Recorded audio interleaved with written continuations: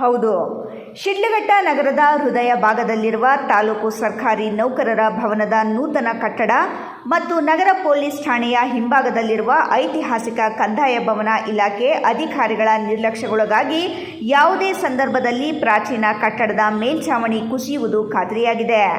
ಕಂದಾಯ ಭವನದಲ್ಲಿ ಶಿಡ್ಲಘಟ್ಟ ತಾಲೂಕು ಸರ್ಕಾರಿ ನೌಕರರ ಭವನ, ಕಸಬಾ, ಬಾಶೆಟ್ಟಹಳ್ಳಿ, ಸಾದಲಿ, ಜಂಗಮಕೋಟೆ ಹೋಬಳಿಯ ರಾಜಸ್ವ ನಿರೀಕ್ಷಕರು ಮತ್ತು ಗ್ರಾಮ ಆಡಳಿತ ಅಧಿಕಾರಿಗಳ ಕಚೇರಿಗಳು ಕಾರ್ಯನಿರ್ವಹಿಸುತ್ತಿದ್ದು, ಕಂದಾಯ ಭವನದ ಅವ್ಯವಸ್ಥೆಗಳನ್ನು ಕಂಡು ನಾಗರಿಕರು ಅಧಿಕಾರಿಗಳ ಕಾರ್ಯವೈಖರಿಗೆ ತೀವ್ರ ಆಕ್ರೋಶ ವ್ಯಕ್ತಪಡಿಸಿದ್ದಾರೆ. ಸ್ವಾತಂತ್ರ್ಯಕ್ಕಾಗಿ ಬ್ರಿಟಿಷರ ವಿರುದ್ಧ ಹೋರಾಟ ಮಾಡುವ ಸಂದರ್ಭದಲ್ಲಿ ಭಕ್ತರಹಳ್ಳಿ ಗ್ರಾಮದ ಹೋರಾಟಗಾರರು ಬ್ರಿಟಿಷರ ಗುಂಡೇಟಿಗೆ ಹುತಾತ್ಮರಾಗಿದ್ದರು. ಇತಿಹಾಸ ಇಂತಹ ಐತಿಹಾಸಿಕ ಹಿನ್ನೆಲೆ ಕಟ್ಟಡ ಇವತ್ತು ಇಲಾಖೆ ಅಧಿಕಾರಿಗಳು, ಪುರಾತತ್ವ ಇಲಾಖೆ ಮತ್ತು ಚುನಾಯಿತ ಪ್ರತಿನಿಧಿಗಳ ನಿರ್ಲಕ್ಷ್ಯಕ್ಕೆ ಒಳಗಾಗಿ ಅಭಿವೃದ್ಧಿ ಕಾಣದೆ ಭೂತ ಬಂಗಲೆಯಾಗಿ ಪರಿವರ್ತನೆಗೊಂಡಿದೆ. ನಿರ್ವಹಣೆಯ ಕೊರತೆಯಿಂದಾಗಿ ಕಟ್ಟಡದ ಮೇಲ್ಭಾಗದಲ್ಲಿ ಗಿಡ ಗಂಟೆಗಳು ಬೆಳೆದು ಮೇಲ್ಛಾವಣಿ ಅನೇಕ ಕಡೆ ಕುಸಿದು ಬಿದ್ದಿದೆ.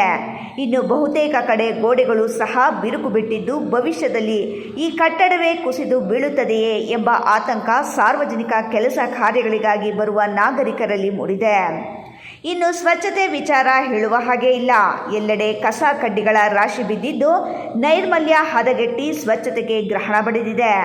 ಕಂದಾಯ ಭವನಕ್ಕೆ ಸಾರ್ವಜನಿಕ ಕೆಲಸ ಕಾರ್ಯಗಳಿಗೆ ಬರುವ ನಾಗರಿಕರು ಅಧಿಕಾರಿಗಳ ನಿರ್ಲಕ್ಷ್ಯ ಧೋರಣೆ ವಿರುದ್ಧ ತೀವ್ರ ಅಸಮಾಧಾನವನ್ನು ವ್ಯಕ್ತಪಡಿಸಿದ್ದಾರೆ. 1917ರಲ್ಲಿ ನಿರ್ಮಾಣವಾಗಿರುವ ಕಂದಾಯ ಭವನವನ್ನು 2017ರಲ್ಲಿ ಅಂದಿನ ತಹಸೀಲ್ದಾರ್ ಅಜಿತ್ ಕುಮಾರ್ ರೈ ಅವರು ವಿಶೇಷ ಕಾಳಜಿ ವಹಿಸಿ ಐತಿಹಾಸಿಕ ಹಿನ್ನೆಲೆಯುಳ್ಳ ಕಂದಾಯ ಭವನವನ್ನು ಆಧುನೀಕರಣಗೊಳಿಸಿ ಹೊಸ ರೂಪವನ್ನು ನೀಡಿ ಅಂದಿನ ಜಿಲ್ಲಾಧಿಕಾರಿ ದೀಪ್ತಿ ಆದಿತ್ಯ ಕಾನಡೆ ಅವರ ಮೂಲಕ ಮತ್ತೊಮ್ಮೆ ಲೋಕಾರ್ಪಣೆಗೊಳಿಸಿದರು.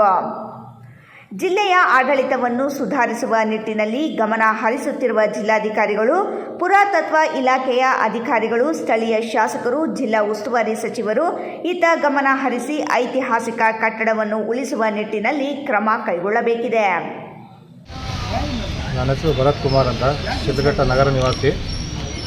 ಏನು ಇವತ್ತು ಇಲ್ಲಿ ತಾಲೂಕು ಆಫೀಸು, ತಾಲೂಕು ಕಂದಾಯ ಭವನ ನಮ್ಮ ಬ್ರಿಟಿಷ್ ಕಾಲದಿಂದ ಸುಪ್ರಸಿದ್ಧವಾದ ಕಟ್ಟಡ ಇದು.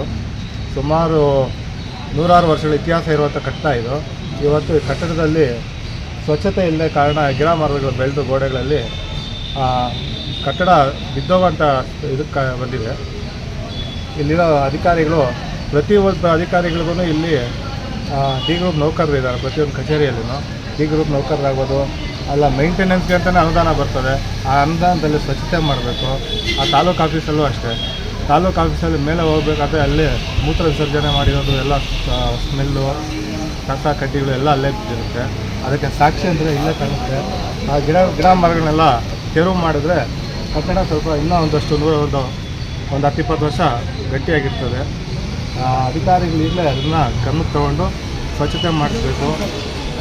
ಏನು ಡೆಮಾಲಿಷನ್ ಆಗಿದೆ ಅದನ್ನೆಲ್ಲ ರಿಪೇರಿ ಮಾಡುವಂಥ ಕಾಮಗಾರಿಯನ್ನು ಮಾಡಬೇಕು ಅಂತ ಮನವಿ ಮಾಡ್ಬೋದು.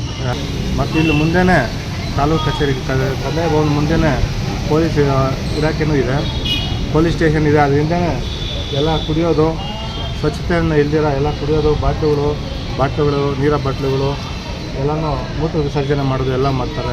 ದಯವಿಟ್ಟು ಈ ಅಧಿಕಾರಿಗಳಲ್ಲಿ ಈ ಮಾಧ್ಯಮದ ಮುಖಾಂತರ ಕೇಳ್ಕೊಳ್ಳೋದಿಲ್ಲ ಅಂದರೆ ಸ್ವಚ್ಛತೆ ಮಾಡಿ, ಪರಿಸರನ ಉಳಿಸಿ, ಸ್ವಚ್ಛತೆ ಕಾಪಾಡಿ ನಮ್ಮ ಶಿಡ್ಲಘಟ್ಟ ನಗರನ ಸ್ವಚ್ಛವಾಗಿರಲಿ ಅಂತ ಮಾಧ್ಯಮದ ಮುಖಾಂತರ ಕೇಳ್ಕೊಳ್ತೀವಿ.